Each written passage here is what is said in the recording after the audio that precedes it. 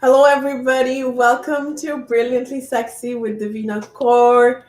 And this is my first show of the year 2021. And Happy New Year to everybody. And today I am so honored that astrologer Raquel Spring is with us. She's all the way here from Sedona, Arizona. And Raquel has such a fascinating story. She used to be part of a cult in Brazil called the Children of God, and Raquel is also a survivor of cancer, and she is a fourth generational astrologer. And Raquel, thank you so much for honoring us and starting the year off on such a good note. We are so blessed to have you. So Thank please you. take it over and tell us a little bit about where you started your journey, a little bit about, overcoming cancer, but also the surviving and getting out of the cult. How did you do it? Please let us know. Oh, wow. Hello, and thank you for having me in your show. I This is my first show of the year as well, my first interview. We were just talking about how this is our first one of the year, and there's definitely a lot happening astrologically, which I'm very excited to share with you and dive into as well. And yes, I'm originally from Brazil, and I was born and raised in a cult. Now, this was international in 180 countries of the world, and I was born there, so it was my world. It was just like growing up in a different planet, really. And of course, today I see that all of us, we all went through some sort of dysfunctional childhood or abusive situation with our families, and this is something that I feel like we all can relate to on some level. And my particular journey had me experience all those things inside of a cult, and we were very secluded from the rest of the world. So we lived in communities, and we had these interchange programs, I guess you could call it that, where we receive different members from different countries, and we had these rotational systems around it. So that's actually where I learned my English, even though Portuguese is my first language. And I've been here in the US for 5 years now. So growing up, this lifestyle was definitely very different for me. We focused a lot on preparing for the end of days. That was the main focus of the group. So we had a lot of very intense training and brainwashing as well in regard to that. And so life growing up was very different, very intense, very much survival mode. And, you know, the good thing about that is that I was shielded in a lot of ways from the other programming here, from society. We weren't allowed to watch television, listen to music, read anything that was outside from the cult. So, in some ways, I was very brainwashed, but in other ways, I was very preserved. I like to say it that way. And I think that really helped me with the path that I had to take. That was a very big preparation for it. So, when I was 27, I left, and it was the most traumatic experience of my life up till date. And Raquel, Definitely very intense. I want to ask you, when you say you left, what does that mean? Like, did you just pack your bags and leave? Did you have that liberty to do that? Yes, we had the liberty, but because we were brainwashed, we for many years they would compile stories from people that left the cult, for example, just one small example, and only compile the ones that ended up in a very traumatic way. So they had a series of we'd call it letters at the time. There weren't computers, and they were called traumatic testimonies. So these traumatic testimonies would show us stories of people from inside the cult that ended up dying or taking their lives away, and just like really intense because they left the cult. So, we could leave, the doors were open, but we were just, nobody could talk to us, and it was really intense. So my siblings, my brothers and sisters actually left way before I did. And I was, the eldest there trying to hold it together and be the strong one. So when I left, it was very different because my situation just happened to be that spirit needed me to leave. So it happened beyond my control. I didn't choose, and it was actually just a very private situation with my partner at the time, my boyfriend of 9.5 years. You know, we could only date inside the cult. So, and he left, and there was a big situation that happened around that. And basically I was homeless. I was out of it was his parents' unit. And there was a rule that if in the cult that if you were out of one of the units for more than 30 days, you were excommunicated. You were out. So it was a process for me. That's just the condensed version of what happened. But it was a really, really, really intense experience, especially for someone that never had really been outside in the world and didn't know how to get around. So I was literally homeless, finding myself knocking around in strangers' doors for a place to sleep at night. I didn't know where to begin or what to do. And all of this was still in the cult, or was it outside of the cult? So this is how I left. You know, it was something that I was having with my partner at the time, and his parents had the unit and just did not let me go back. It was a huge situation because there was, you know, no reason for it. So much so that I talked to the leadership afterwards, and they were like apologizing for it, and it was a huge mess. But anyway, I was out. So, and I didn't have any money, any food, nowhere to begin. No relatives either, where I was in Rio at the time, Rio de Janeiro. But anyway, it was a really difficult year. It was my Saturn return, for those who know what that is. And you know, today I see that I had to leave. It was my time to move on. And otherwise, like, I was so programmed to stay in there, and that was what I needed to do, that if that wouldn't have happened, I don't know how much longer I would have stayed in there. So yes, a few years after, 3 years after leaving the cult, I found out I had cancer. And that was very devastating for me because it was one more like, what did I do to deserve this? That was my entire life story growing up in the cult. There was a lot of abuse, by the way.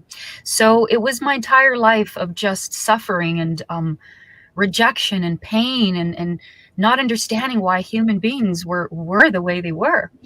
And especially after leaving the cult, for me, it was like this big aha moment of, wow, I grew up 27 years of my life hearing that this is it. Like, this is the truth. This is the way. This is, with such adamant, you know, zest, that when I left, I started hearing that same context within other cults and groups and spiritual, and, you know, and I was just like, wait a minute.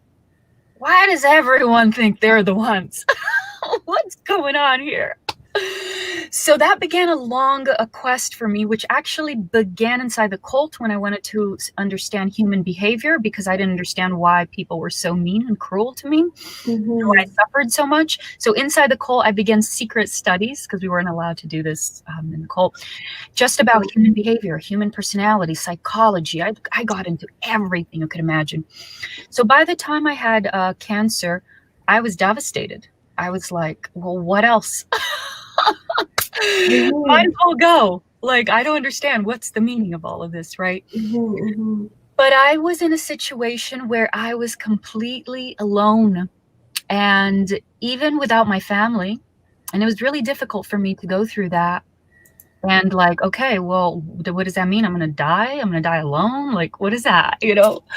Wow. So that actually was the very beginning stages for me. This was in 2013, and this is when my real journey with self-love began, because I was left with nothing, knowing that just like that my life could be gone, and I was at the brink of life and death in a way, with nobody there. And it hit me, and I realized that all the people in my past that had hurt me and abused me and mistreated me in some way, you know, it wasn't about forgiving them as much as it was about giving myself permission to be free from having to carry the burden of those memories every day. It was every day that I carried so much pain in me from all the abuse and the injustice that I had received. And, since a child. So when I realized that I'm here with this illness and nobody knows about it, and all the people that hurt me and did all those things to me, like, they're carrying on with their lives. I don't know where they are. But I'm still here left with the illness. And understanding that the illness came from carrying that pain every day in my body. So it's not like I was wrong for carrying that. It was just a moment of realization.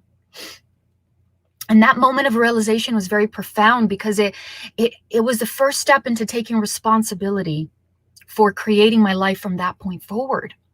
And I knew that the only way to create my life was to understand this principle and understand the principle of forgiveness, which was really letting go of the burden, the cross, the need to carry those memories. If whatever happened, if for whatever reason, I'd figure it out one day I would get explanations from God or whatever, but I had to let go of that dense energy, the memories, right? So long story short, I know it's a very intense go through.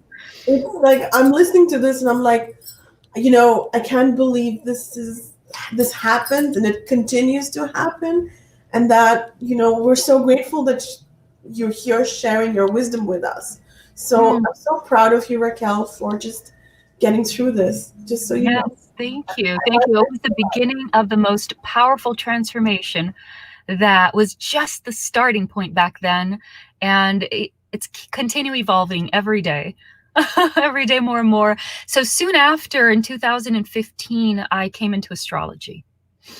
It was 2 years later. And to me, when I came into astrology, it was just one more modality that I was coming across. I had literally studied everything you could imagine. And, astrology was one of those to-do things that I would one day get to. But when I got into astrology, I had a very profound, intimate experience with it, in the sense that throughout all of my studies for all of those years, I realized that there was no other system that I had come across. I had come across so many systems that were fascinating, but I had never come across a system that could dive so deeply into all aspects of the human journey, which is the physical, the emotional, the psychological, and the spiritual, all together. And when I started to see that what astrology was showing about my chart, and the way that I felt like so seen and understood, and like, oh my gosh, wow, there are things that I didn't even know about myself. And it was such a profound experience that I decided to go deeper with it and maybe even specialize in it. Well, when I decided that, it was only a week later, my father walked in one day where I was staying at, saw a chart up on the screen, and he's like, "What's that?"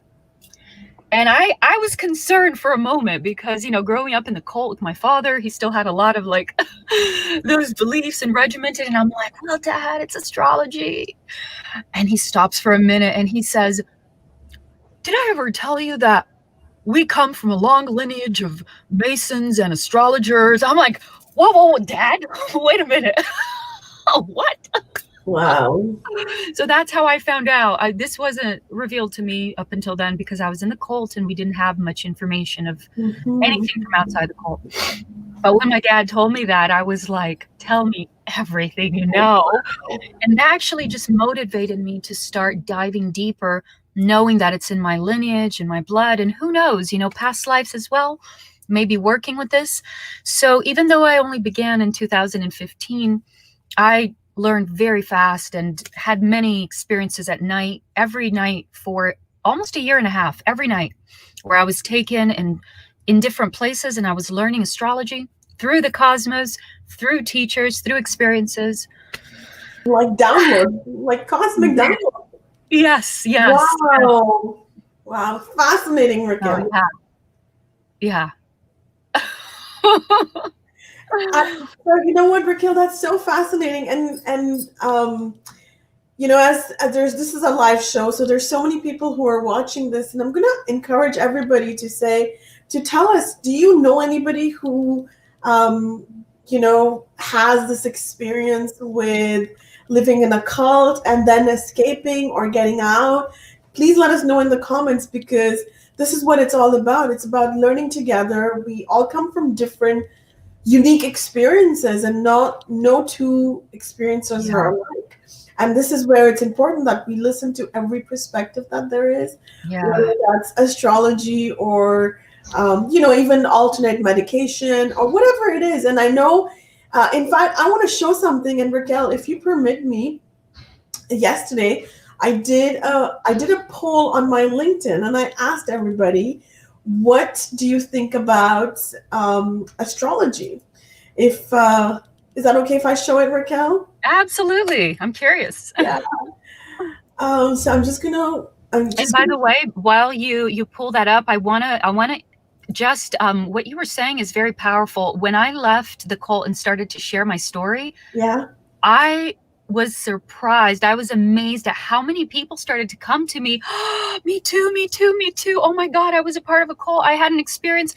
It was incredible. There's so many people out there that have had similar experiences. So Oh, wow. totally feel you, because I think the main thing with it is the guilt that we carry after Mm-hmm, that heaviness of you know having to live that certain life and just everything that it entails, and the intense, almost like a communist style that is just imposed on us and every day. So it's very much of it's an intense experience to get out of that, because just because you're out of it physically, it doesn't mean that you're out of it emotionally and psychologically.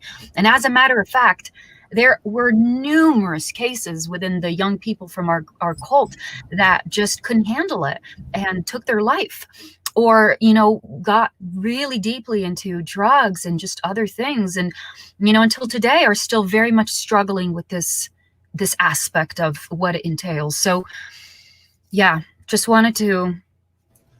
Yeah, and I'm so proud of you, Raquel. It's never easy to get through this darkness, and especially the unknown, especially as a woman, being alone.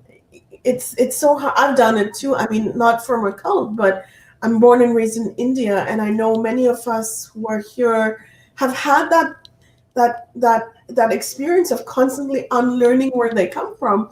And Raquel, what I'm going to do is I'm going to ask you to. I know you have a very powerful story, and we want to talk about this more, but maybe we can talk about this in another show. That living that cult and getting out of it, and I know that's going to be very helpful to many people. And today we really want to focus on astrology. Let's dive in. I know people are curious to hear about 2021. Yeah. I mean, and I've watched so many of your videos, and I'm a big fan of your work.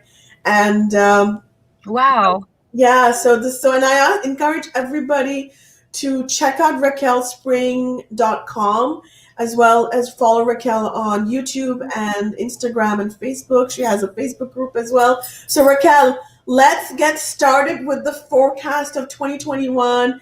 And we will come back to the living in a cult and escaping from this, and surviving cancer as well. You've got such a powerful story, Raquel. So yeah. okay, so tell us. Devina, I'm gonna just open this up here with actually where you left off. The poll. I think it's an interesting thing to hear people's perspectives and experiences with astrology. I always like to start my astrology talks with a little introduction, explaining what astrology is. And are you pulling that up there on the screen? Yeah, can you guys see this, the screen? It says, so my question was, do you believe astrology helps us to understand the world better? Sorry, it's still early in the morning. It is. So the question is, do you believe astrology helps us to understand the world better? So I got 26% said yes, 38% said no, and then 36% said life doesn't matter either way. So this is on LinkedIn. You guys can see it. You guys can vote for it. And in fact, I encourage everybody to please vote for it so we can change the numbers a little bit, okay? because astrology for me is really important, and I grew up in a family that does not believe in astrology. My father is strictly against it. The religion that I grew up in, we don't encourage astrology. So it's really interesting that we're having this discussion, and 20 years later, I believe in astrology. I look at my charts and I follow my charts. Oh my gosh, I love that. Devina, it's interesting because in the beginning when I started working with astrology, I would get a lot of people saying, "Oh, I don't believe in astrology," and that type of comments. And in the beginning, I would be like, "What do you mean? You don't even know what it is. How can he say that? Like, it's not even a belief. Like, how can he say I believe? It's not a belief. It's a system. You either understand it or you don't." And I would kind of be like, what's wrong with people? But as time went on, I really began to appreciate other people's perspectives on it, and really understand that everybody has different connections with different modalities and systems and ways of connecting to themselves and the world around them. So, I love to hear people's opinion, whether, they have an experience with astrology or not. But I do want to share as an astrologer that, my introduction here that I like to give is that astrology, I feel that astrology for many years, as it was being revived, it was very much being explored in the context of, I call it mainstream astrology, which is more of the context of prediction and what's going to happen in my week type of thing. And whereas astrology can definitely help you see cycles ahead, I mean, I've been doing this, flawlessly for many years now, hundreds of charts that I've worked with. There are ways to map cycles and look at certain things that are lining up, these open doors and opportunities. But it doesn't work. Astrology doesn't work the way that most mainstream sources show it to be. Like, oh, if I'm a Sagittarius sun, then this is what's going to happen in your day or in your week or in your month. And, I see that again in the beginning. I was like, oh, why are they doing that? They're discrediting astrology. How dare. I was like my feisty side wanting to come out. But, I understand today that this needed to come out. It's a huge, intricate system that's been around for thousands of years, and rightfully so. It's been used flawlessly for thousands of years with, even presidents here. Presidents of this country have had personal astrologers, it's incredible. And, there's a really cool saying that says, millionaires don't use astrology, billionaires do. I think I love it. And because people that know, they know. So anyway, this is not about me trying to convince anyone or push my experience with astrology onto someone else. This is just to explain that astrology is a lot more than what has been portrayed. So, I feel that astrology had to get into the mainstream just so we could start to have an idea of what it is and what are signs and what are, but now we're at a stage where we're ready to understand more in general about ourselves, about life. So astrology is one of the themes that is very quickly rising to people's awareness. I personally have, hundreds of students in my classroom that I teach. I've been having an online school for over a year now. It's been a year and 2 months.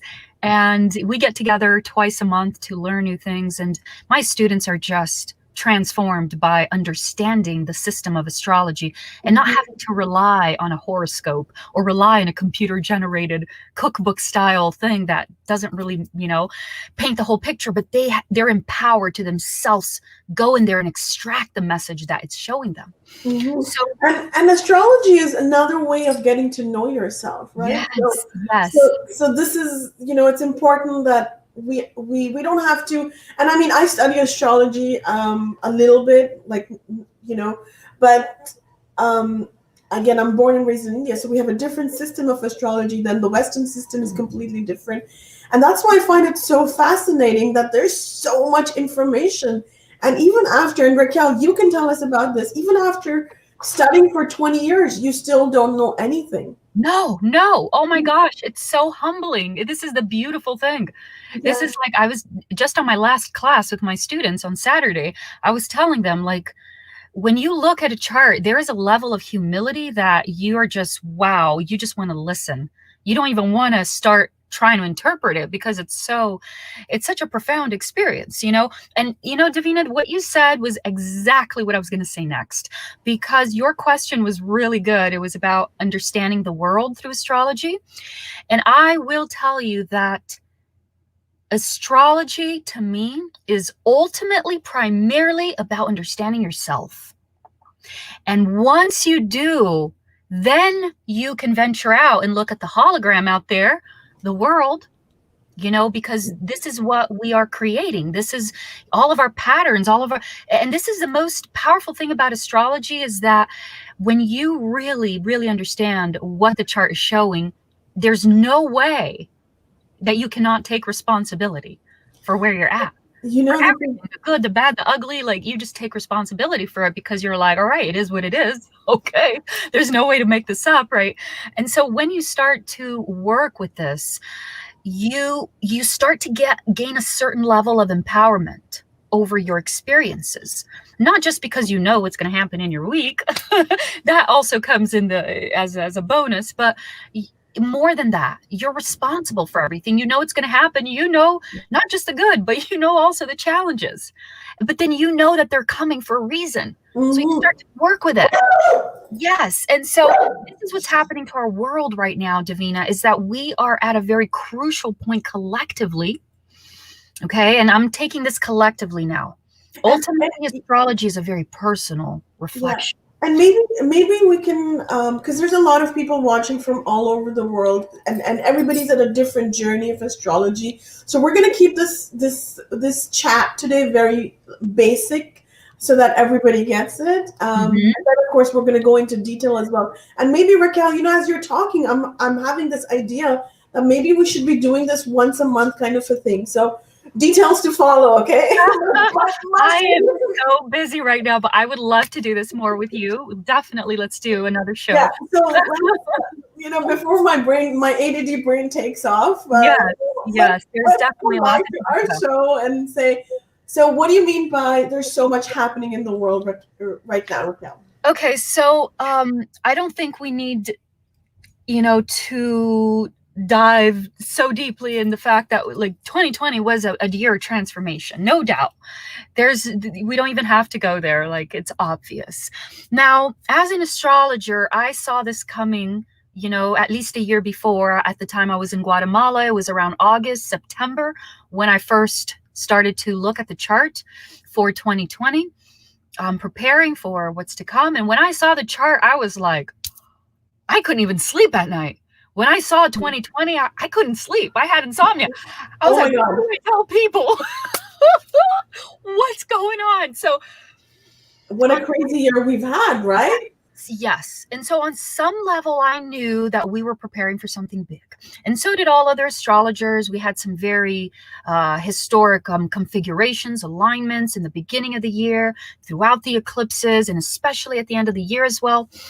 So those were all mapped out, just the saying that all these alignments is just basically tracking celestial bodies and their influence on us, the same way that the moon it's already a known fact, right? That the moon, the cycles of the moon, has an effect on the human emotion, the human psyche, and so forth. All the planets, they also have this interaction with us and correspond to different parts of our experience, our behavior, personality, same way the moon does. So these alignments, they were very, very rare to happen in the way that they did and the order they did. And, it's all about cycles and greater cycles that are playing out. So, and the cycles are nothing more, because I don't want you to feel disempowered by this, like, oh my God, I'm at the mercy of the cycles. The cycles are nothing more than the matrix, the structure that we've created so that we can have this experience. It's an experience of evolution, whether we like to admit it or not. You know, we can call these lessons growth. I mean, I call it evolution. So to me, this is not about good or bad. It's about evolution, because in the greater scope of things, this is what the universe is concerned with: growth, expansion, knowing itself, evolution, transformation. So 2020 was the year where we had, and I started calling it the year of transformation, the year of transition. Sorry, this is the year of transition. And I even made a video in December of 2019 talking about that. And the name of my video was The Astrology for 2020. I remember that video, yes. What was it called again? Was it called Chaos or... Oh, I don't remember now, but it was something like Chaos or Freedom or something like that. And I was like, this is pretty bold to put it out there, but next month, bam, February next month. And then when COVID hit, I was like, people were calling me. I was, you know, because I'm an astrologer. Raquel, is this going to go away soon? The news were like, stock up in food for 2 weeks. You know, schools are closed for 2 weeks. I would get on the phone. I'd be like, no, guys, at least a year. You want to stock up at least a year. This is not going to lighten up until March of 2021. So, and people are like, no way, how can this be? Like, this is insane. I'm like, hold your horses, hold your energy. We still have the end of the year to come. The end of the year is very intense. And, you know, here we are. So what I do with my work in astrology is, the main thing that I do is I help to give people perspective. I help give them guidance through the greater meaning of the cycles that we're going through. Because we go through these cycles. You know, for example, one cycle here that I want to talk about is Jupiter and Saturn. Jupiter and Saturn in the sky, they have their movement, and this is not anything that we can control. This is just part of their journey. And in their cycles, they come together in what we call a conjunction every 20 years. Now, that's not a super big deal. It's part of a cycle. But when they do, this over here has an influence and impact in our social, political, and financial developments. So these are little mini resets, and ever since World War II, we've had mini resets and recessions that were marked by either the conjunction or the opposition of Jupiter and Saturn. So this is just a small example of how the planets have these, they're kind of like these tickers that bring in certain cycles into our experience. Again, these cycles are part of the matrix that allows us to have this journey of growth and evolution. So, okay, every 20 years they come together and it impacts in some way. You know, we have these little resets that then push us into a new solution, a new way of operating, a new way of discovering ourselves. So the big deal about Jupiter and Saturn cycle here is that with 2020 and all of the crazy, incredible alignments that we were having throughout the year, which I've been talking about in all my videos and all that, as if that's not enough, we culminated the year with this incredible lineup that we've been calling the Grand Conjunction. Now, the Grand Conjunction is one more of these Jupiter and Saturn coming together. And in and of itself, it's already significant because they're coming together, you know, okay, every 20 years, but they're coming together right at the culminating point where it seems like our entire structure is falling apart. So they're coming in to really emphasize that beginning of a new cycle. But the most significant thing about Jupiter and Saturn that just came together right now, hours before the solstice, by the way. Yeah, on the 21st of December, 2020. Yes, that was their official conjunction. And I mean, not only were they conjunct, but they were also parallel, which is also rare, and it just makes us stronger. But the key thing here is that they officially initiated their conjunction in the element of air. Now, why is this a big deal? Well, the last time they were in conjuncting in signs of air was in the early 1200s. Okay? Early 1200, so 800 years ago? That's a long time. And they've been conjuncting up until now. They've been conjuncting in the element of earth. And this pattern began, this cycle, so this belongs to a much greater cycle. Okay, I love to work with astrology in the context of cycles, because then it gives us greater meaning and perspective as opposed to just looking at our day or our week, right? So when we look at these bigger cycles, we're like, oh, I get it. So the Saturn and Jupiter, the two planets of social and financial and political developments, they've been conjuncting in the element of earth since the early 1800s, which is when the industrial age began, the Industrial Revolution. So look how perfect the timing with the cycles, because now every time they have these little mini resets, they're doing it under the context of earth. So along with these resets, they come with the influence of earth, which has been all the heavy machines, right? The industrial age, the petroleum and other fossil fuels that we've been using, like a lot of material, and even paper money. Yeah, and also like the harm that we desecrate.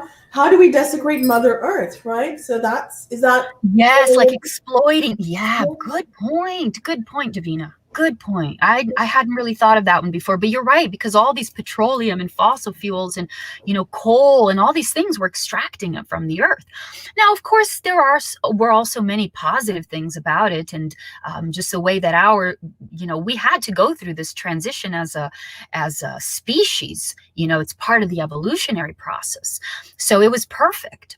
But what's happening now is that we've come to a point where we've reached a maximum point of growth with that cycle, and now we're ready for more.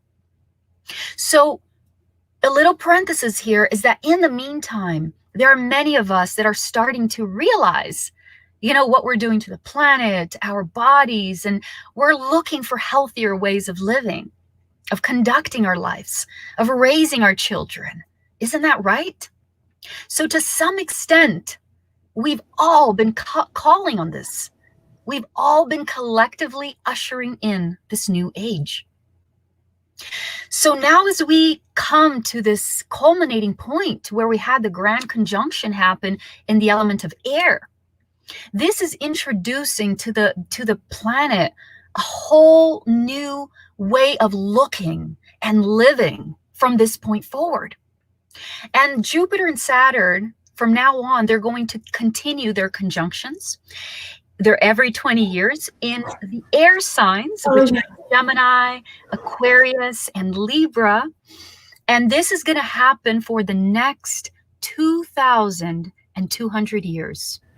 Wow. So that's the enormity of the cycle that we just ushered in. Yeah, and then, so there's four elements, right? Air, water, earth, and fire. Yes. And then so we're in air, and I want everybody who's here to tell me about which element they are in. Are you an air? I'm a water sign because I'm a Scorpio. Well, that's my sun sign. And so I want to know from everybody who's here, what sun sign are you? And then maybe Raquel can come back and talk a little bit about that later on. It's interesting because I've been doing like all of my readings and all of my sessions with my students have been revolving around this conjunction because it's such a big deal. So this conjunction is actually happening at 0 degrees Aquarius. So to add, and we're going to talk about that, but to add what you're saying, this conjunction is influencing everybody in some way or another. It just depends on all the alignments of your chart. But the people that have placements, so yes, your sun is one of them, but we also have the moon, we have the ascendant, and all the other planets as well. So any placements that you have in the signs of air are very powerfully getting activated, in a good way. for this, because these are people that are helping to usher in the new cycle in some way. And a lot of it is very social based too. It's very much about renovating the way that we conduct ourselves in society.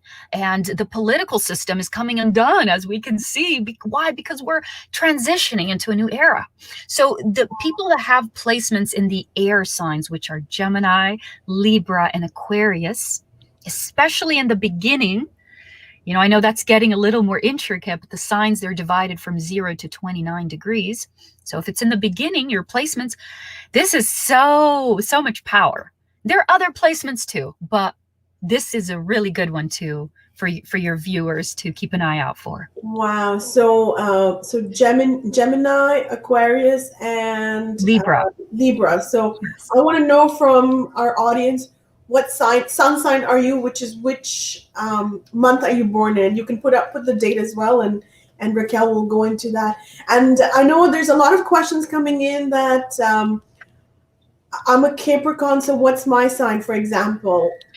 So this is the thing. Astrology is very intricate, and just by knowing your sun sign or your ascendant, I only have a little tiny bit of the picture, and I don't know what it means for you without looking at your chart. Okay, so good point. Yes, I know that we've been having a lot of activity in Capricorn, especially the end of Capricorn, where there's been a lot of the intensity of the coming undone of the old foundations. So collectively for the world, it's been coming from Capricorn. So people that have like a sun in Capricorn, especially if it's at the end of Capricorn, aligned with these big planets that we've been having in 2020, these are people that have been going through incredible transformations. Wow. And yes, the good news is that now most of the activity is starting to, well, we still have January, left here with some planets in there, but we're going to start easing up on the Capricorn zone. So people that have their suns in Capricorn and planets in Capricorn are going to start getting a little bit more of a relief here. Okay.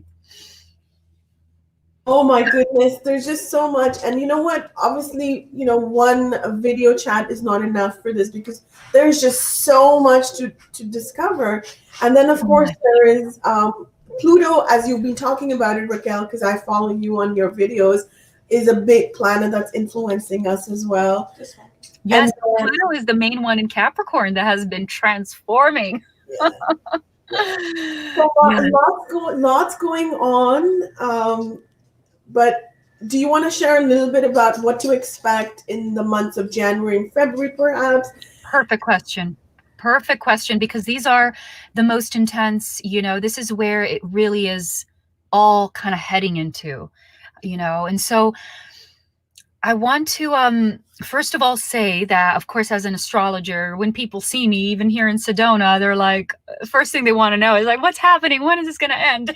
So I know. Now, we all want to know when this is going to end. Who is fed up with this lockdown? My goodness, and this is interesting because different parts of the world are going through different kinds of lockdowns. My parents live in India, and they don't currently have a semi-lockdown, but there's a huge, massive farmers' protest going on that's shaking the whole country. It's shaking the whole world. And then I'm in Canada, and we have a very strict lockdown where schools are still closed. And I know the UK has another lockdown. In America, different states have different kinds of lockdown. So there's a lot going on. But Raquel, please tell us that we're going to have some hope, because I know that our audience wants to know.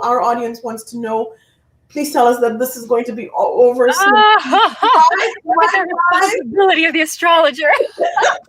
Please give us a yay. Give us good news. Well, for me, working with astrology, like everything's good news because I see the bigger picture and what's happening here. And I want to tell you that, astrology is not black and white. There is no system on this planet that can tell you for sure what's going to happen, because it doesn't even exist within the context of our reality. We don't have a definite outcome. We have probabilities, and we definitely have probabilities that can become higher probabilities at any given moment in time. It's very malleable, you know. However, these probabilities, they have to fit the context of the greater cycles. So it's like, you know, I can't expect to be the president of, you know, Australia if I wasn't born there. I was born in Brazil. So there's just certain things that, you know, we have the context of cycles so that we can then create our experiences within them. So the greater cycle here, to give us a little perspective, is that we're evolving. And we are just starting. I We love are that. just starting. This is going to be 2,000 years. So we are just beginning this transition here. And in this transition, there is a phase where our eyes are opening up to things. Now, this is a very individual process above and foremost, but it's also being reflected outside. And January and February are the culminating months where we see these truths come out, these greater truths. And a lot of these truths, they can leave us feeling very upset and angry. And I understand what that's like, because even growing up in the cult, I was just so upset and angry at, like, what did I do to deserve this? Like, why am I receiving so much abuse and so much, you know, what did I do? I was just born a child and doing my best here, trying to follow these rules. And I understand what it's like to hold, you know, all these injustices that are done to you and be like feeling helpless.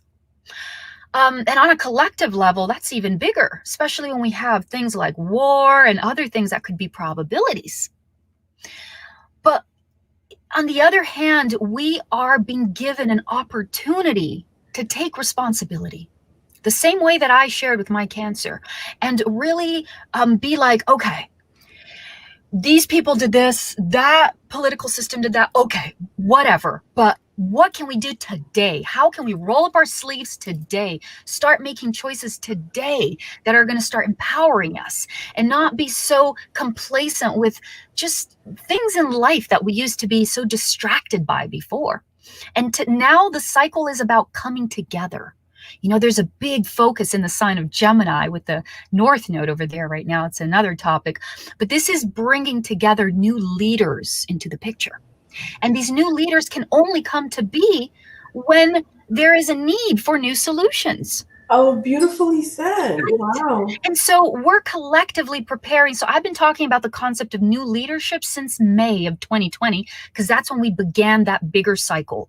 And this is going to be a cycle that's going to be active until January 2022, a year. So I've been paving the way and introducing this concept, but in 2021, we're going to see it full blown. We're going to see a lot of new leaders come in and want to express themselves through media, through the new educational systems, new financial systems, just new ways of operating society. And these are going to come from this aspect that I've been calling 2021. There's going to be a social revolution. And a lot of the social revolution is starting with looking at what doesn't work today. So we're having a lot of that, like, revealed to us, you know, and personally as well. I work with people counseling through astrology, and I hear this so much. People that are having to come to terms with things that can no longer be denied about their family, things that used to be secrets, and now it's just everything is coming out in the open. And the contrast is greater than ever. So this is where, when everything's exposed, you have the option to either have even a bigger heart opening through it, and then take the next steps toward evolution, finding solutions, or you can hold on to that and you can stay there, you know, why me, while the cycles keep going.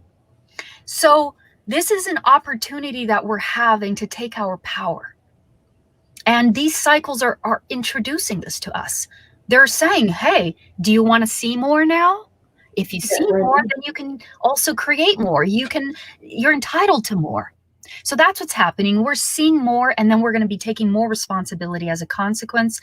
New leaders are emerging, new ways of doing things, you know, new ways of performing Reiki, energy services, meditation, yoga. All these things are going to upgrade. Yeah, well, we never thought about doing online yoga a year from a year earlier. Now all of a sudden we're all like doing online yoga. We're having to innovate. Yeah. Yeah, we're having to innovate, and this But is even that is serving its purpose. yeah, and and so we're grateful to have technology. Yet, we must never forget that people are. It's all about a community, an in-person community, right, Raquel? So In person, and this is a big focus for this year, is we're going to be finding new ways to connect. This is where the big leaders are going to have to step down from their pedestals and join the circle, roll up their sleeves. And this is about seeing that together we're stronger. We've been divided, and together we're stronger. And so there's a lot of new heart connections that are being formed through all of this intensity. There are new understandings, and we're being able to connect with people that are better aligned with our blueprint, our paths, what we can do to innovate and create from this point forward. And Aquarius is a sign of innovation. Aquarius is a sign of, we're going to see technology in 2021, new technology be introduced. Wow. It's going to be the beginning, because we're in, that whole Aquarius energy. Yeah, and as you're talking, I'm getting these chills across my body. I'm like, oh my God, what is to come? So January and February are the months where astrologically, this is a lot of the intensity is coming up here now. And there's no running away from it. There are things that we can do to stay in our hearts and stay in the still point. But, when we get out of our house, like we'll see it, we'll notice it.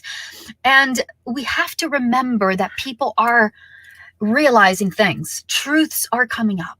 And we have to let everybody make their choices and their decisions respecting that, without trying to convince or change or impose.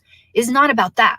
This is about us taking responsibility for our part and just observing, listening, letting everybody take their choices here. Okay. And so January and February is very much the time where we're going to have a lot of the speeding up of all of this. So basically, the speeding up means that we're going to come into a threshold in spring. And astrologically, we cross this much needed threshold, and, the energies calm down significantly. Now, of course, the direction this goes, this depends a lot on people's choices. Of course, astrology gives us clues, but I want to tell you that from that point on, there's going to be a big focus on the leadership coming up and stepping in. This is all the way from you, Devina, having your circle of people, and you're going to be helping guide them through what's next now. Now that, okay, we did it. We went through this. Now what's next? All the way to big government leaders, like a lot is changing. There's a lot of power that is shifting right now. We're figuring all that out. So January and February are the culmination where we just have to let that play out. And we have to wait for that physical, external, manifestation of all of it to come to be. On an individual level, on a deeper level, I will tell you that there is a part within us that I like to call it the righteous rage. This part belongs to Black Moon Lilith. This is a very powerful, key point in astrology that I've been talking a lot about. And without getting too deeply into it, she's very active right now. And she's going to be very active for the last 2 weeks of January. Wow. So the last 2 weeks of January is when we're going to start to see a lot of the momentum. Now, individually, and I'm about to share a post on this as well on my social media and my newsletter, individually, there is a lot of themes related to money, values, sex, and relationships that are coming to the fore with this aspect of righteous rage. So there's going to be, a lot of relationships, and particularly it's in the sign of Taurus. So there could be a lot of women out there that are feeling this. Something needs to be liberated. Something needs to burst, be expressed.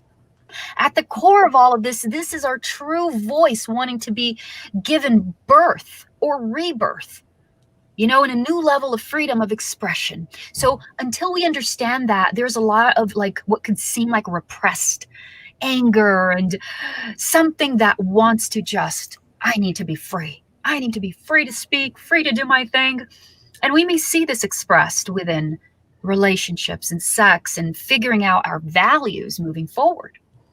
So collectively, we can see this play out. We're going to, you know, probably see this play out in the economy somehow. Now, don't worry, I don't think we're going to go back to that recession that we've had. Like we're at a point now where we've been preparing for this transition. But you know, individually, this is very important for us to take responsibility for our part in it. And I want to reassure you that this is a phase, especially January and February, where a lot of us are making peace with parts of ourselves that we have been taught are wrong, or like the darker aspects that are usually kept repressed or in the shadows. So this is bursting forth right now, and we're figuring out what that means and how that it's part of me. It's part of my emotions. It's part of my personality. Yeah. Eventually, this is leading you to have a bigger voice in your leadership expression. So it's all good. Stay open. Yeah. You know what? This is interesting because I find myself, I try to walk the neutral path because, you know, there is no right or wrong, right? Everything in the spiritual world anyway. Yet I find myself angry. I find myself frustrated. And I'm like, so then I find myself going more and more into meditation. If I was meditating for 1 hour before, now I'm meditating for like 4 hours because I find like I'm going to lose it. Yes. Right? Yes. So yes. Well, that's the other aspect of it, is that we are really having to grow up as well, in the sense of, you know, what is our responsibility with our true awareness of who we are and what we're doing here. Like, we're seeing that this is much more than just us having a job and a title and paying our bills. We're starting to see that there's a lot more going on here. So these moments of stress and intensity are definitely pulling us to, I can't survive if I don't come back to this still place, you know? But on the other hand, there is something to be said about that coming up, and that those emotions wanting to speak to you, because a lot of these are ready to be heard, and heard under a mature light now. So we're learning how to listen to everything that we're holding inside, all of the emotions, and getting to the bottom of it. Because before it was easy to distract. Oh, let's go to the movie theater. Let's go, you know, let's go out to the restaurant. Let's go to party. Now those distractions are removed from us, and we're left like, boom, just ourselves and our emotions. And it's difficult, you know, but once we just stay with it and stay with it, they start to show us things that are a part of ourselves. And so when we start to open up to this without resistance, like, that's why meditation is such a perfect way to be aware of these energies and sit with these energies. This is when we start to look at it from the greater perspective and start to find the solutions and the reasons for all of it. You know, maybe it is time for you to make a big decision and move, and, you know, maybe, you know, go to another country or start a new job. And maybe that moment of crisis isn't really a moment of crisis as much as it is an opportunity for evolution for you. I love how you're saying that, you know, you said this earlier as well, that as an astrologer, you look at every evolution as good news, right? So, yeah. So even with everything, even with this anger that comes up, or this need to question, this need to fight, like, I want to go outside and protest. I want to, you know, like, I want my throat chakra is opening, and I'm like, I just want to, you know, and then I have to remind myself, you know, like righteous anger, as you said, righteous rage, yeah. You know, honey, I appreciate everybody's role in this transition. And while I personally am not definitely the type of person that would go there and start marching in the streets and like demanding certain things, I know that the transition would not happen without that. So even the people that are a part of asking for, you know, awareness and responsibility from the government and all of it, you know, I have many close friends that are involved in these things, and, you know, we talk, and I'm not, it's not my style, you know, I participate from another perspective, but they're just as important. Like, we're all doing this together. Yeah. What I do want to add here, though, is what I tell my friends is, remember, as you're there, as you're doing it, it's okay to feel the rage and all the injustice and everything, but remember, let it be the righteous rage, not the separation and competition that leaves you feeling more stressed. This is the righteous rage that knows it's time to change and is grateful for the opportunity, because we're paving the way for a new world for our children. So it's a very fine line here. And I told my friends, like, if you feel that if you get out there, you're going to get yourself worked up, which is most likely what's going to happen, because it's a collective energy there of anger, and, be careful, because that's going to stay with you. Then you go back home and then you carry that in your body, and pretty soon we know what happens. Raquel Spring knows what happens when you carry stuff in your body. Yeah. Oh, yeah. Especially overcoming cancer and everything. And Yeah. I read something very interesting, or I watched, Magenta Pixie said something very interesting. And she said, we're all cogs of the wheel. So every individual is playing out their role in this matrix. Yes. Right? Like, this is all predetermined. I mean, we do have free will to make some choices, as you use the word free will very often, Raquel. So, and that's where it comes in. Like, even with all of this that's happening outside, we can still find happiness and joy and connection with ourselves. And well, that's what it's all about. It's about realizing that it's not about the external as much as it is about the internal. Oh, beautifully said, Raquel. Beautifully said. And then we reflect, right? Then we manifest. Then we have the mirror on the outside. But yes, please continue. So, no, it's true. I mean, please go ahead with just finishing your thoughts on how to prepare for the next January, especially, and February again. And then we do have some audience questions that I'm going to share as well. Okay, yes. I've been saying already for a year now that the best way to prepare for 2020 and, until spring is very much staying centered. And this means choosing consciously the activities, the people, the foods you put in your body that are in alignment with that state of being. If you want stillness, then, don't go hang out with people that are, in that, still sorting out that righteous rage, So this is about choosing purposely. And of course, there are going to be moments like, I have some, things that I found out that I have to go resolve with the bank. And of course, we're all caught up in this. I have my moments too. And I just found out I have $5,000 from my bank missing. I'm like, wow, So this is about navigating this insanity, this madness, by staying in the eye of the hurricane. So you're not denying it. You're not like, oh, it's all love and light, it's all good. I'm not feeling it because I've risen above. Like, yeah, I feel it very much when I got in the world. And trust me, when those feelings come, I embrace my righteous rage. It doesn't mean I'm going to hurt someone or badmouth them and externalize it, but I own it. I'm feeling it. And when I do that, I process it quicker.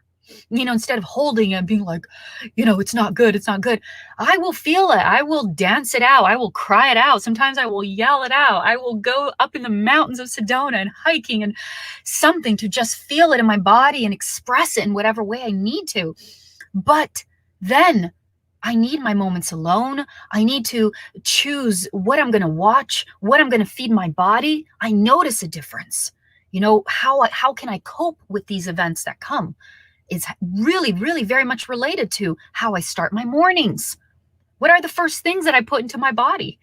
I drink a liter of water at least before putting anything else in my body, before putting coffee or even tea, for example. And I notice that I can deal with the day a lot better. Yeah. I feel a lot more in my center. And I talk about water quite a bit, actually. And as many of you know, I drink blue solar water.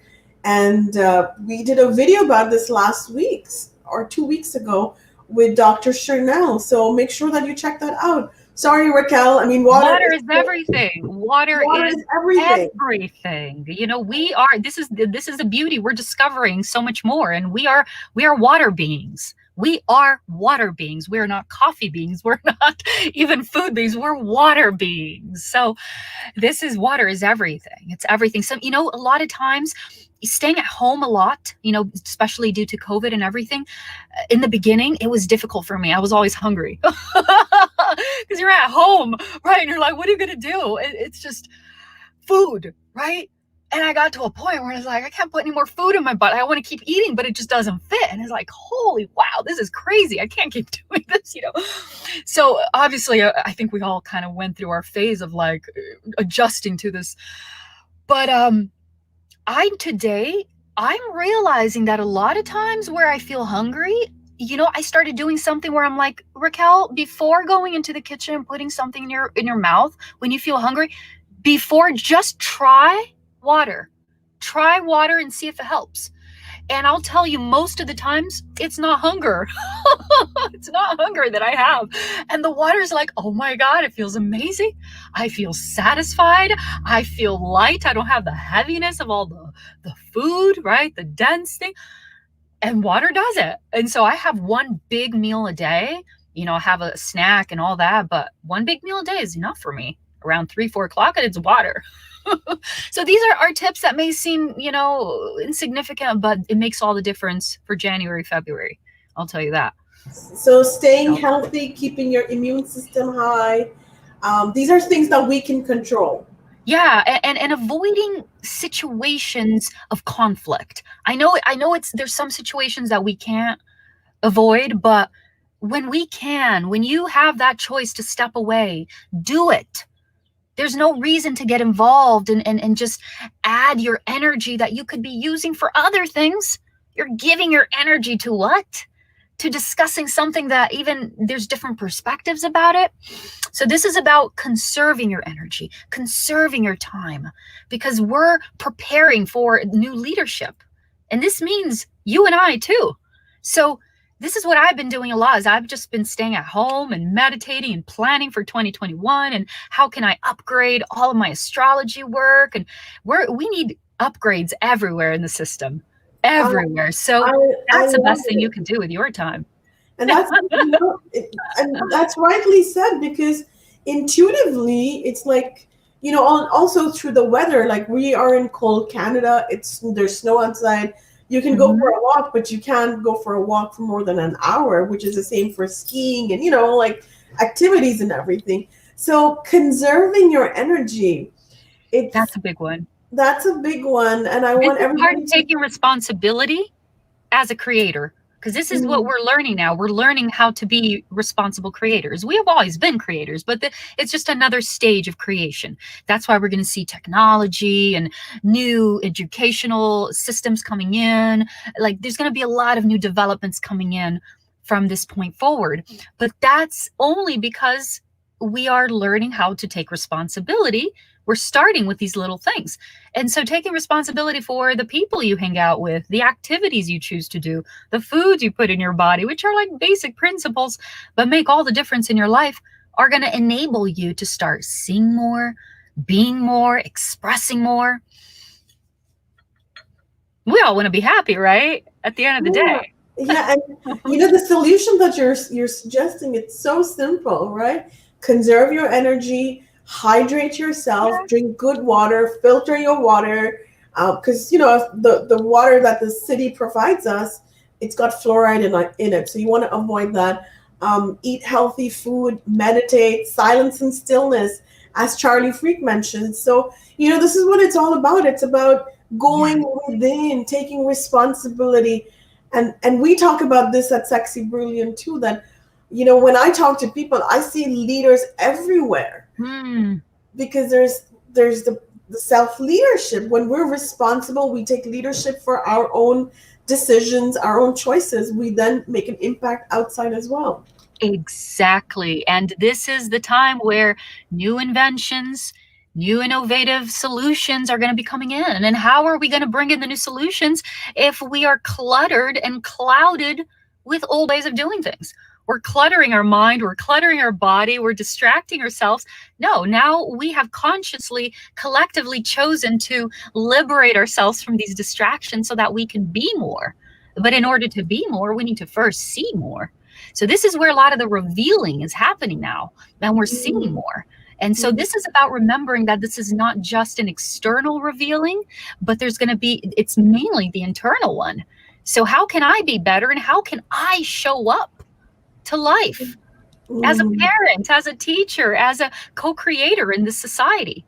You know, and you'd be surprised at how many little choices we can do to help with that. So don't be scared with all the revealing that's going to happen or that's already happening, all these hidden truths that are coming out, even within the spiritual, a lot of spiritual communities too. You know, there's a lot of energies that are being changed right now, and it's all about taking this is all about the you know, I said coming down from the pedestal. So this is all, we're all one. And this is why we are appreciating the beauty of the unity factor and the brotherhood and the community and the power that we have in that. So it's okay to watch big leaders or big, you know, come undone. It's okay. It's just part of the transition. Let's keep our eyes on moving forward. 2021 is marked by Saturn and Jupiter that are going to be in a square with each other. And that's the most significant and challenging aspect we have. It's very, very different than 2020, but this is paving the way for 2021 to be a year of social revolution. So a lot of people are going to be stepping up with truths, with perspectives, with solutions. We're going to see a lot of that, you know. So this is, again, also about staying here, because there's going to be a lot of voices coming in. And now this is not about repeating the same mistakes. This is not about being confused or being deceived or, you know, all of that. This is about getting our inner guidance from the heart, right? So it's a very delicate space here, because there's going to be a lot of people coming up and trying to give solutions and ideas. And these are the leaders that are venturing out. It's part of the process. However, there are going to be many different truths out there. And 2021 is a year where we have a recycling of our belief systems, of our truths. The Sagittarius South Node is bringing that this year. So this is where we can feel disillusioned, disappointed with a lot of things that we have considered to be our truths up until now, whether they have been based on religion or even some sort of spirituality. I've been having concepts of my own spiritual perceptions turn upside down, and have to be okay with it, because I understand that I'm transforming. So it's not about that was bad and wrong, but wow, it's humbling to see that we never know nothing. It served a purpose, and now we are ready for more. Yeah. And you know what? And what you mentioned is so true, because I found myself questioning Sexy Brilliant as well. I mean, and we are a registered nonprofit foundation. And I was like, am I doing the right thing? Am I, is this what I want to do? And then I was like, I call my therapist, I call my coach. And of course, I was like, but this is what it is. We always have to look within when these emotions come up, when these feelings come up, pay attention to it, sit with it, but work through them, because unless we unlearn these negative thought forms that come up, we can't get over it, right? So, Raquel, thank you so much. Let's start with a question. Is that okay? Sure. Yeah. So we have a question from Kay, and she says, what's the best way and simple way to start with astrology and incorporate it in our lives? Oh my gosh. Wow. It depends on how deep you want to go. There are certain astrologers, for example, that just work with the moon, for example, and they follow the rhythms of the moon. And this is more of a feminine approach, a more intuitive. It really depends what you're looking for. I teach astrology from A to Z. So this means all the way from the beginning to even understand what the functions of the planets are and so forth. And we go straight into all the concepts of astrology, but it just depends on what you're looking for. I don't really recommend the mainstream, oh, if you're a Sagittarius sun, this is what's going to happen in your week, like I said before, just because it doesn't really work like that. So that method can confuse you a little more than help you. And even, for example, Mercury retrogrades, they have this like, oh my God, Mercury's retrograde. And yeah, Mercury retrograde does have a very palpable reflection here in our affairs, in the same way the moon does, not in everybody together, but it does have. But Mercury retrograde is just a little part of a bigger cycle of communication and creation and expression. So understanding these things, it takes you out of the box of like, oh my God, it's a Mercury retrograde and everything's going to go wrong. And you're just, now you know what part of the cycle you're in. So now you know if you pull back or if you review and all of that. So, my recommendation really is to start, if you really want to understand astrology, start from the beginning. So you can have a better idea. But if you just want to follow, what's happening in the sky, there's a lot of wonderful astrologers out there that are starting to take on more of a soul level approach to bringing astrological, messages. So I would recommend to follow those more than the mainstream, putting people in categories. I mean, all you have to do is go out in your neighborhood and get all the Sagittarius suns together and ask them if they had the same week. They're going to, it doesn't work like that. You don't group people into 12 compartments, Mm-hmm. Yeah. And Raquel, I read somewhere that, or maybe I heard it, that so let's say two people are born on the 3rd of January, the same year, let's say 1980. Yeah. The same time, yet even twins, this happens with twins as well. So twins born in the same time period, their natal charts are different. Right? Not all of them, but yes, because the thing with the astrological chart is that because the chart is a division of time and space, basically. It's very mathematical, and I'm not going to get complicated here, but I will tell you that the ascendant or the rising, this will change from location to location, because this is based on these mathematical convergence points here.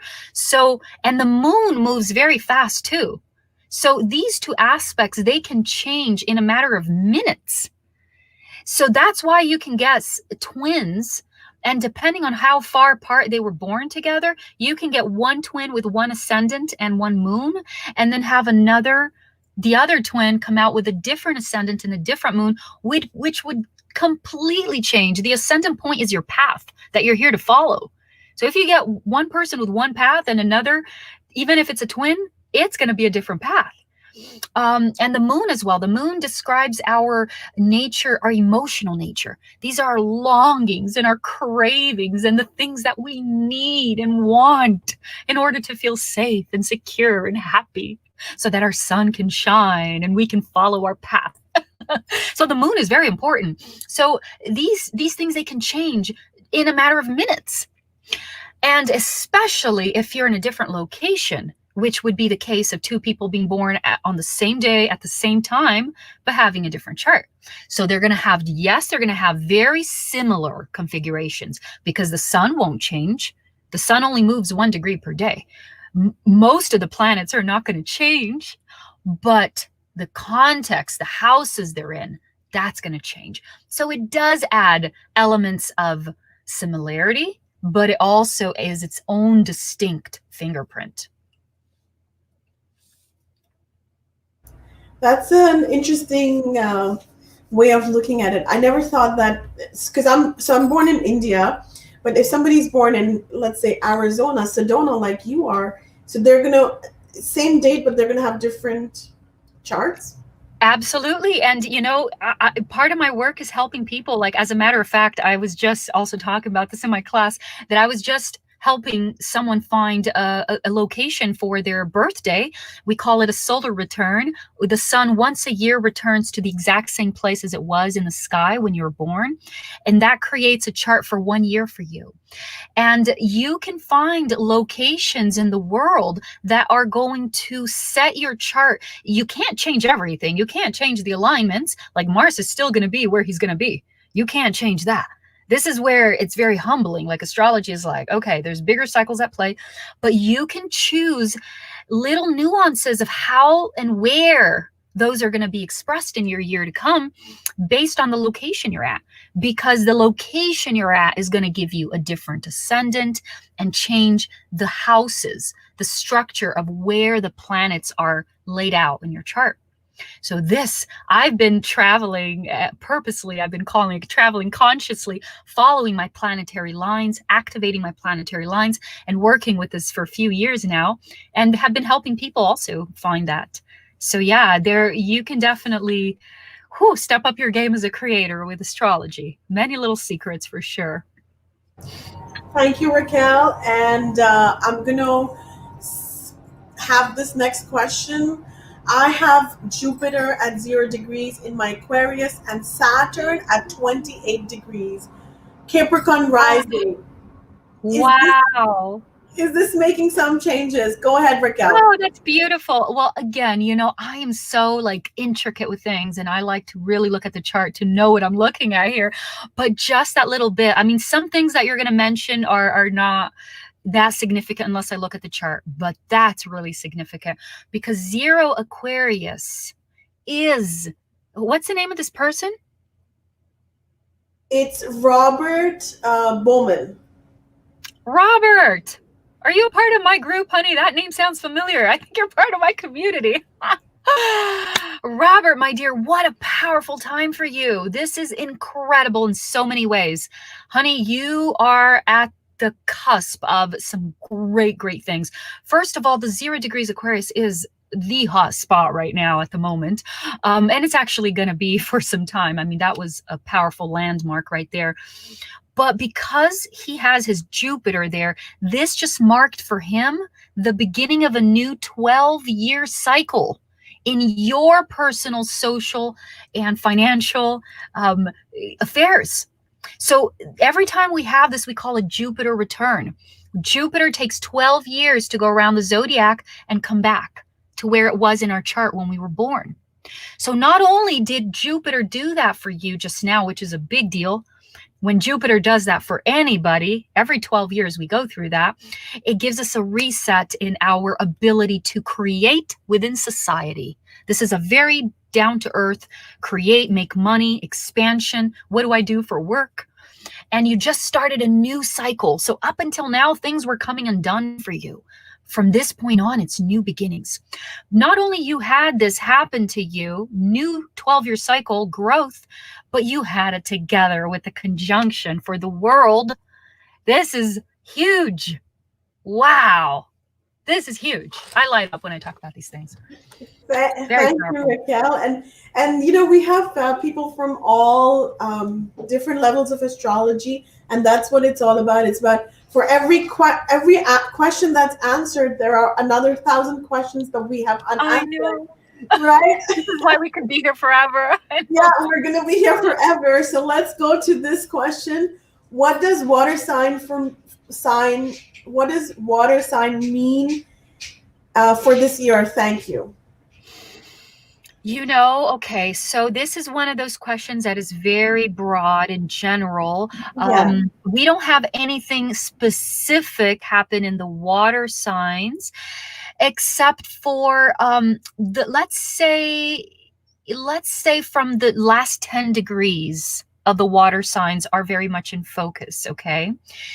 And they're in focus a lot with the aspect of spirituality. Now, the reason for that is because Neptune is there right now in Pisces, also belongs to the group of water signs. So Pisces, Cancer, and Scorpio, these are very harmonious combinations right now with this aspect of spirit. So it depends on the rest of the configurations in your chart. Maybe it's just an experience you're having. Maybe it's something you're getting ready to share with the world. Maybe you're having some very powerful dreams or states of awarenesses or experiences. And the water signs is a lot where the spiritual factors are coming from. So I can tell you right now that that's a lot of your participation and contribution. But again, it depends on the rest of the chart. There's also Pluto over there who is aspecting that and creating this dynamic with the Scorpio energy. Was it Scorpio that you said? Of the water signs, I think it was. That is creating a very powerful dynamic of transformation, but it's opportunities here. This is very good. These transformation for the Scorpio, especially the last 10 degrees of Scorpio here, there are powerful transformations from spirit. That means receiving new gifts, embodying new gifts, being that to others.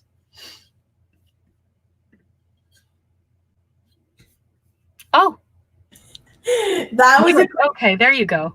That was a great question. Thank you, Janine or Janie Ann Wilson. We appreciate that. And then we have a last question, and this is from Anonymous, and they say, my Venus is at 0 degrees Sagittarius. What does that mean? Let's see, what can be said about the fire signs? Let's see. Yeah. And, and hold on. Moon is, no, my ascendant is at Cancer. Okay, yeah, that already adds a lot more to the picture, because Cancer is the sign, for the not 2020, 2019 especially. There was a big focus on Cancer for the aspect of soul and spirit that was focusing in the sign of Cancer. Now it's in the sign of Gemini, and that's why we have the leadership, we have the community for the world. But before that, it was Cancer. And so there was a big focus on the feminine energy rising, the matriarchy, as I call it, which is the authority and the leadership of the feminine. And this doesn't only belong to women. I'm not talking about biology, but this is a different way of operating, which is bringing balance right now to society.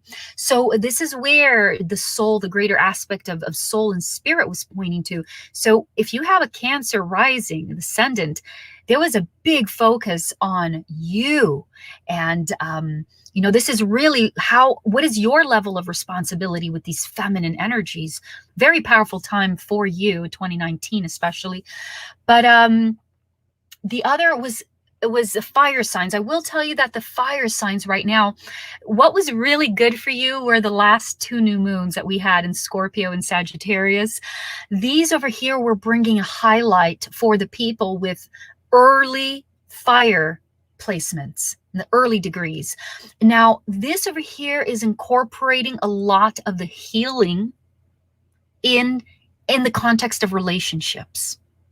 So Chiron just stationed direct. We had a Chiron station direct last month, and that released a huge flow of energy for healing to take place.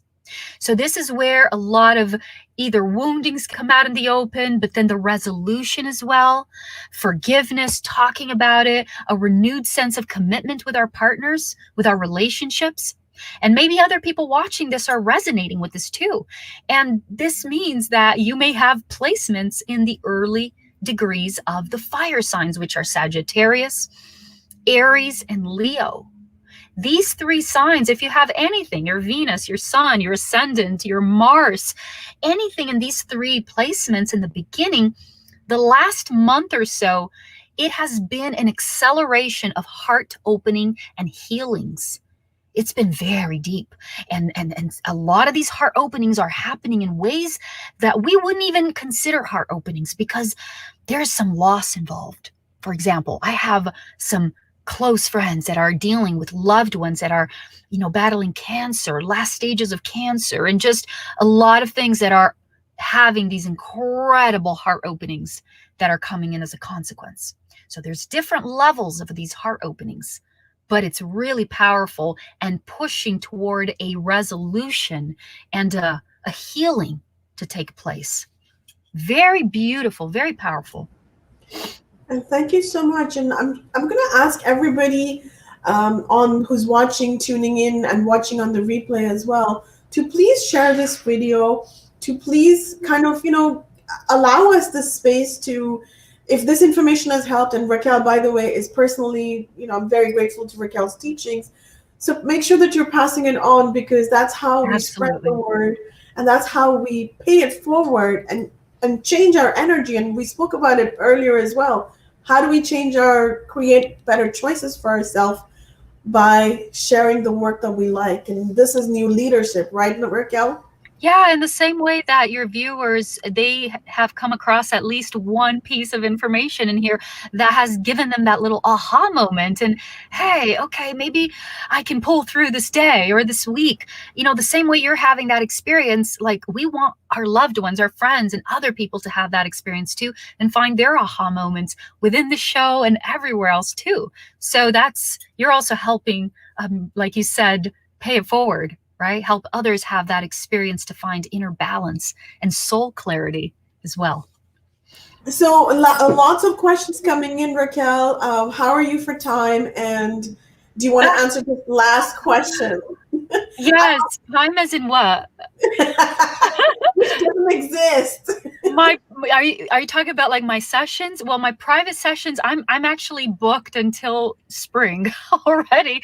I'm usually booked a few months in advance, but I do have, if you go to my website, you're going to see an email there, info.raquelspring@gmail.com. And that email, it's on my website on the book your session page. That's going to go straight to my assistant. And I'm thinking of taking on an extra day a week now to start helping, because this is the time when like everybody wants help and everybody wants, right, to understand, gain that perspective and meaning. So I've been talking with my assistant of maybe possibly opening up another day so we can start to cater in the new ones that are coming in. So, don't be scared if you go on my website and it's like, nope, not doing it right now, not booking a session. Send an email if your situation, if you feel it's urgent and you really want that clarity, you can send an email and we'll figure out a way to get you in. Okay. Yeah. Sorry. And Raquel, you also teach astrology. I teach astrology because I got to a point, Devina, that I said, oh my God, I can't, I'm always booked out. I'm always booked out at least 3-4 months in advance. And I'm like, I can't keep doing this the rest of my life. I'm like, I want to teach you how to do it, so you don't have to rely on me to tell you. So that's how it all began. And so I've been for over a year now with I call it the Astrology Mentorship Program, which is really a program where you receive mentoring. It's not just your cookbook. As you can tell, like I'm passionate. I live and breathe this. There's a reason why I dreamt with this for a year and a half every night when I was learning this. And so, teaching astrology is my heart and soul. And so we have this mentoring process that we go through together. You can go at your own pace. You don't have to watch all the classes at once. And then we have the additional live classes for those that feel more comfortable venturing out and pairing and all of it. And my intention is to share everything I know with you without holding back, without like, okay, let's continue this prolonging so you can stay with me. No, I don't want you to stay with me for a long time, because I have the world to teach and, learn and go and do it. And that's the sign of a good mentor. They want to create other mentors. Yeah. They believe in universal abundance, and they're like, we have enough to share. Yes. I'm training my students to become the ones that are going to be giving sessions. I want them to be leading sessions. Of course, through the eyes of the soul and really helping the people gain perspective. But yeah, I want to see you guys embrace this and carry on further. Yeah.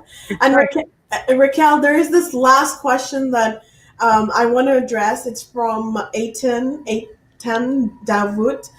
And yes, my dear, I know you too. Yeah.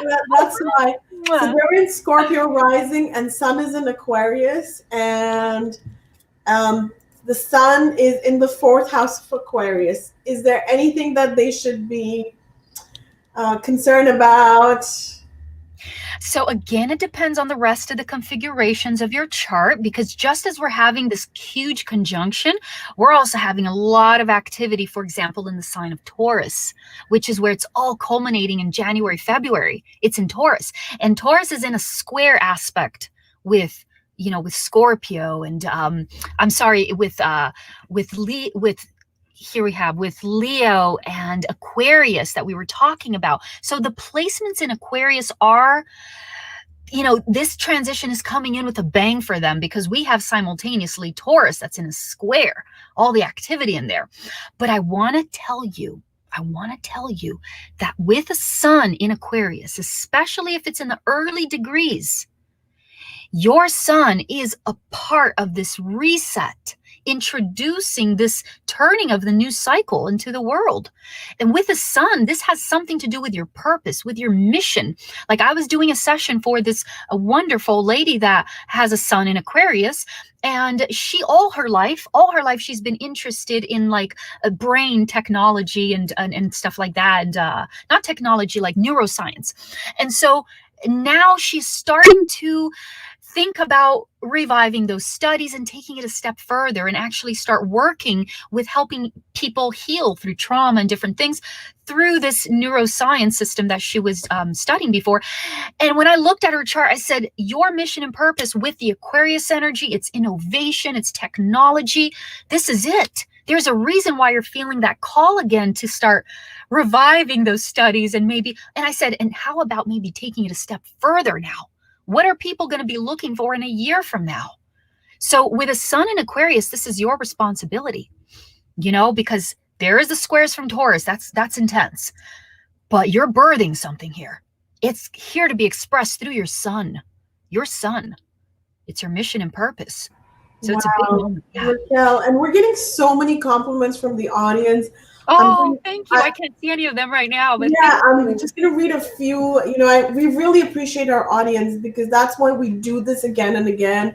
Mm-hmm. And Sensing Intuition says, highly recommend the mentorship program that Raquel offers.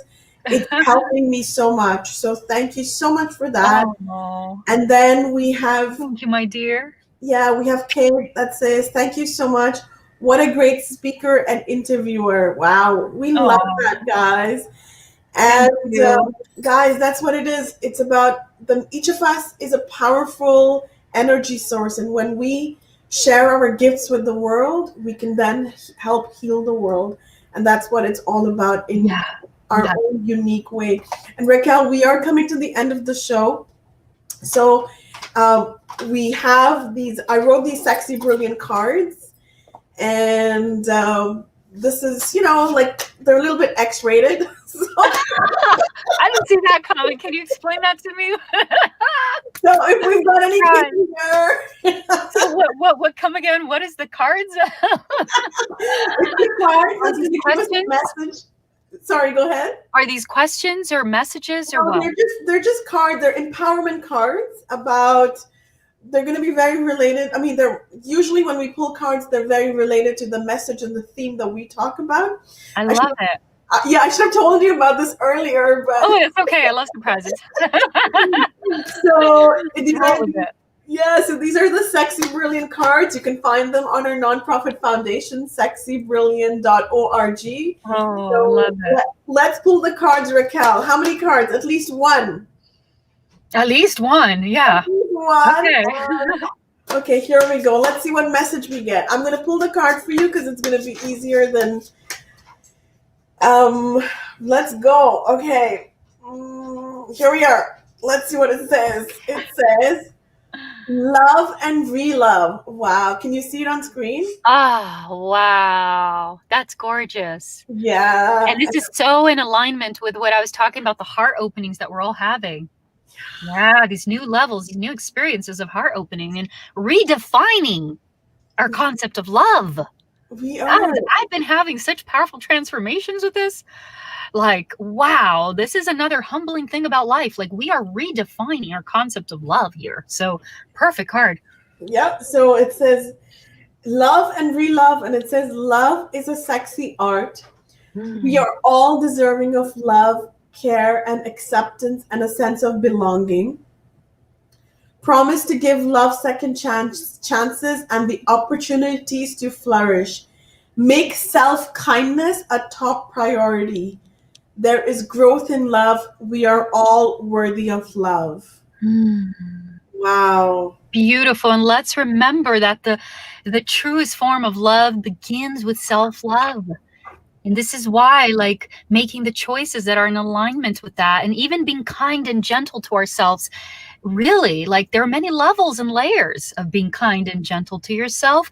And a big one is choosing the people, places, things, foods that are in alignment with where you want to go, what you want to express. So these are all different degrees of self-love, which then get translated into outward love. We can only love the world to the degree that we love ourselves. And I always say that true giving can only come from a place of overflowing. So let's overflow with that internal love so that we can truly then go out there and love others, love our families, our neighbors, world. What a beautiful message, Raquel. I love that. We're so grateful. Love and re-love. Wow. Love and re-love. I feel all the heart openings right now happening as we are concluding this. Yeah, and I want to say thank you to everybody who's here. I want to give you guys a hug, a group hug, a virtual hug, because I'm feeling your energy, and Raquel is feeling it too. So I'm feeling your energy. I'm feeling you guys all hugging me. Wow. Thank you so much, guys, for watching, for tuning in. My name is Devina Kaur, and I am the author of a book called Too Fat, Too Loud, Too Ambitious. And this book it's a spiritual self-help workbook, Too Fat, Too Loud, Too Ambitious. If it speaks to you, please check it out on Amazon as well as on our website, sexybrilliant.org. We are a registered nonprofit foundation to remove toxic shame and raise human consciousness. And today I'm just so grateful to start this year off on such a wonderful note with Raquel Spring. So thank you, Raquel. And to everybody who's here, I want to ask you guys something. Did you like this interview? Yes, no, maybe. Whatever your feedback is, let us know, because that's how we get better. And also, if you like this interview, what do you think about the idea of Raquel coming back regularly? We want to hear from you. Raquel wants to hear from you. The astrology updates, right? Yes, I would love to be back to be. I love astrology. I believe in it. I follow it. And Raquel, it would be such an honor to just share space with you again and do this as and when we can. So I want to know from our audience as well. Yeah, that would be great. My thing is not about pointing out good or bad or this or that. It's just about giving meaning and perspective and letting everybody make choices based on that. I'm here just to inspire and be the cheerleader for the new leaders, the heart openings, and the evolutionary process that we're going through. And we are going through one. It's a big one. Yeah, big one. Stay strong for the next 2 months, January, February. Big months, big energy. But we're going to be doing more interviews with lots of people we've got Charlie Freak coming up. We've got Mark Atwood coming up. Next week, we've got Jen McCarty coming. She's going to be talking about Twin Flame reunion. So please check that out as well. And once again, please reach out to Raquel, connect with her on Facebook, on Instagram, on YouTube as well. And her website is raquelspring.com. I've also dropped the show notes about Raquel's YouTube and Facebook and Instagram. Please check that out as well. Follow her. Let her know if you like this. Reach out to her. Connect with us. We want to know from you guys. We want to hear from you. Raquel, any last messages before we sign off? Yes, keep the greater perspective. Your life is not just about today. Okay, There is so much more happening, and it's okay to see more. It's okay. These are growing pains. We are birthing a new cycle, and it's normal to have pains. It's together with the pain that we have the contrast, and we're able to learn about ourselves and grow. So that's where we're at now. We don't have to be scared of it. These are the moments where they're going to be writing the new history books in the future. It's going to be about us. So let's continue paving the way. We have a lot of support systems out there helping us navigate this transition. So we're doing this together, as I always say. We really are, and so many messages again from the live show. Iton says, please make Raquel appear regularly, and we would love to see her. And then we have Sensing Intuition that is saying, yes, have Raquel back. She is a brilliant teacher. So just a lot of messages. My loves. Thank you. Yeah, we're gonna try our best to do this again and again, and we wanna do this as a community. So we're so grateful that you're here. Thank and you. Guys, make sure that you are signing up for RaquelSpring.com, her website, and her newsletter, as well as sexybrilliant.org on our newsletter as well. So thank you so much, Raquel. Thank you, everybody. Bye.